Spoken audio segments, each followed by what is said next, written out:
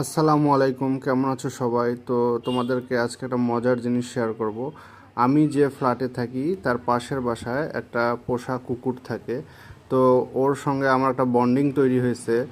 Last কয়েকদিন ধরে ওকে আমি খাবার দিচ্ছিলাম, তো ও এখন ডাক দিলেই চলে আসে। তোমরা দেখো, তোমাদেরকে দেখাচ্ছি। ওকে এখন আমি ডাক দিব।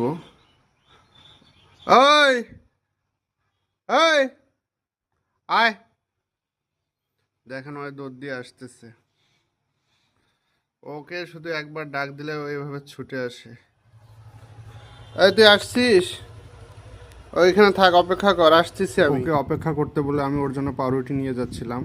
তো ওর নাম এখনো আমি জানি না, ওকে কি নামে ওরা ডাকে। আর এই দেখো, ও আমার বেলকনির দিকে দেখতেছিল, তো আমি বললাম যে এটা খা।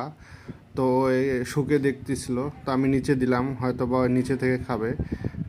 কি অপেক্ষা করতেছিলাম, কিন্তু ও খাচ্ছে না। ও আসলে দেখতেছে আমার বেলকনির দিকে, যে আমি ওখান থেকে বের হয়ে আসলাম। তারপর দেখলাম ও না খেয়ে আমার দিকে আসতেছে। তা আমি ওকে বললাম যে তুই খাইলি না কেন? তুই থাক, আমি এখন অফিসে যাব, তোর সঙ্গে পরে কথা বলবো।